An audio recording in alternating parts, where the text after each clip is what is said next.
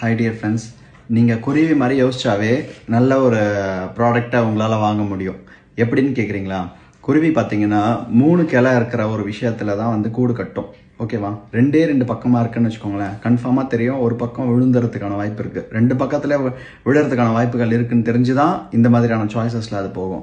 The same way நம்ம வந்து ஒரு ப்ராடக்ட்டை வாங்குகிறோம் அப்படின்னா என்ன ப்ராடக்ட் வேணா இருக்கலாம். இப்போ ஒரு ப்ராடக்ட் எடுக்கிறோன்னா அந்த ப்ராடக்ட்டுக்கு வாரண்டி சப்போர்ட் இருக்கா அப்படிங்கிறது ரொம்ப ரொம்ப இம்பார்ட்டண்ட்டு.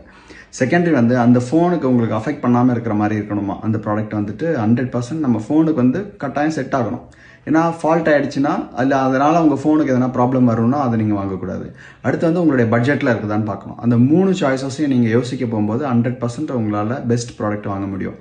ஏன்னா சில ப்ராடக்ட்ஸை நீங்கள் வாங்குவீங்க, ஆனால் வாரண்டி சப்போர்ட்டே இருக்காது, ஆனால் ப்ரொயோஜனம் இருக்காது. அதுதான் முக்கியம். நம்ம கொடுக்குற விஷயங்கள் 3 பாயிண்டில் கரெக்டாக வந்துச்சுன்னா 100% சக்ஸஸ் ஆகும். அதுதான் வந்து குருவி மாதிரி நம்ம யோசிச்சாவே பெஸ்ட்டாக வாங்க முடியும். தேங்க்யூ.